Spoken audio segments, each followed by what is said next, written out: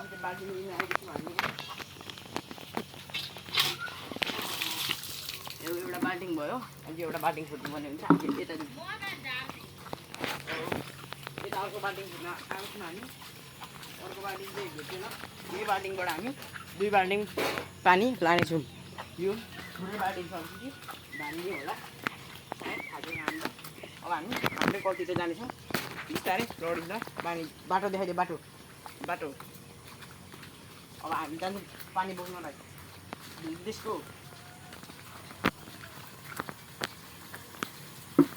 पानी भर्नु यहाँ चाहिँ हामी पानी भर्छौँ अनि डुलमा लगेर हाल्छौँ है।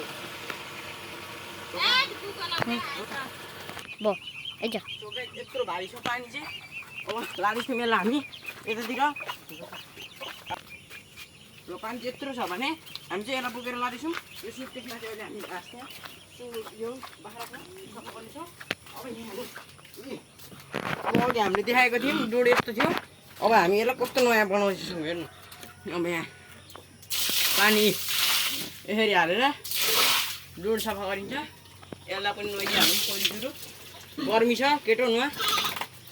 अब यसलाई हटाउनु भन्नुपर्छ। अब अन्त पहिले कस्तो थियो अहिले कस्तो भयो डोड हेर्नु। पहिला कस्तो थियो अहिले कस्तो भयो हेर्नु। डोड फोर यस्तो छ। त्यसले मुत्न थाल्यो। फेरि यता आएर देखाइदिनु क्यामेराम्यान। मुत्न थाल्यो त्यसले यतापट्टि चाहिँ। अब हेर्नु डोड हेर्नु कस्तो भयो त्यहाँ। डोड देखाउनु, यो डोड देखाउनु, खोर देखाउनु। अब यसको पनि त्यसरी नै सफा गर्नेछौँ। क्यामेराम्यान रोकौँ।